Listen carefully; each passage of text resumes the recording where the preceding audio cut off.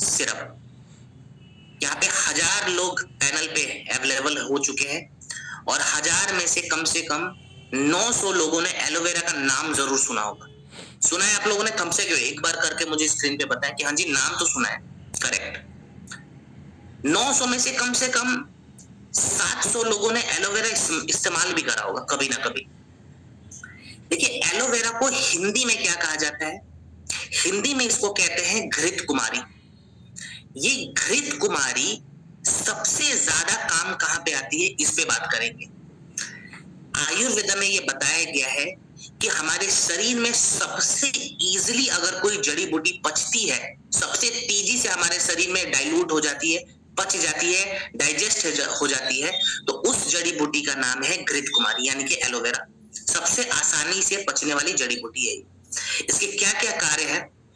तो आयुर्वेदा कहता है कि घृत कुमारी यानी कि एलोवेरा के इस्तेमाल से हमारे शरीर की जो मंद अग्नि होती है, यानी कि जो डाइजेस्टिव सिस्टम हमारे शरीर का कोलैप्स हो जाता है, उसको हम रिवाइव कर सकते हैं, मंद अग्नि को वापस से बैलेंस कर सकते हैं और जठराग्नि को बढ़ा सकते हैं, सूद कर सकते हैं बेसिकली। तो ये कॉन्स्टिपेशन वाले केस में भी काम आता है, लिवर वाले केस में भी काम आता है, एसिडिटी वाले केस में भी काम आता है, मतलब हमारे पेट से जुड़ी हुई हर एक समस्याओं में काम आएगा। दूसरा मैं बताऊं तो एलोवेरा के अंदर बहुत सारे एक्टिव न्यूट्रिएंट्स पाए जाते हैं। कितने एक्टिव न्यूट्रिएंट्स होते हैं? तो 75 से ज्यादा न्यूट्रिएंट्स इसके अंदर पाए जाते हैं।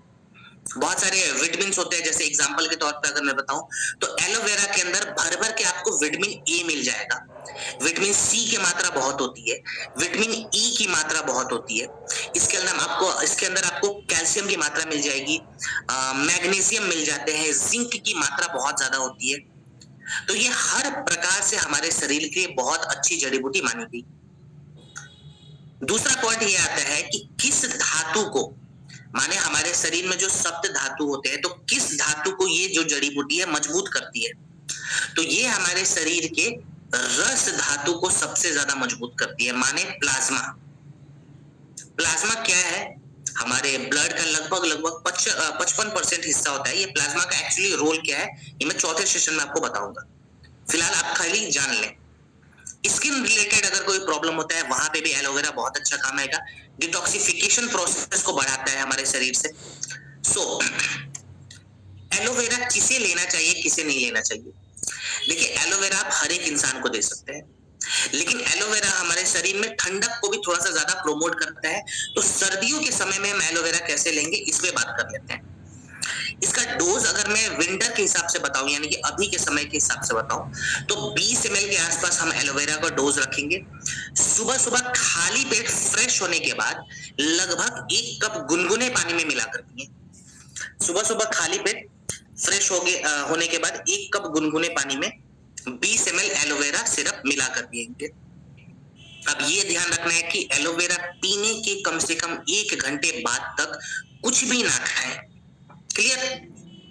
रात को अगर बहुत लोग बोलते हैं सर क्या हम रात को पी सकते हैं? हाँ जी, रात को भी आप पी सकते हैं, डिनर के 1 घंटे के बाद पिएंगे अगर रात को लेना चाहे तो। इसके साथ कुछ प्रोडक्ट में सजेशन के रूप में आपको बताना चाहता हूं।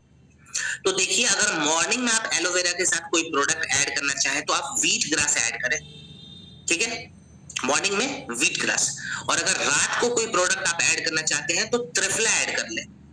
मॉर्निंग में व्हीट ग्रास, रात को त्रिफला। ये 2 प्रोडक्ट आप सजेशन के रूप में ले सकते हैं। कितने समय तक एलोवेरा लिया जा सकता है? तो आप आराम से 2 से 3 महीने लगातार लेंगे, आपको एक अच्छा खासा रिजल्ट मिलेगा। क्लियर?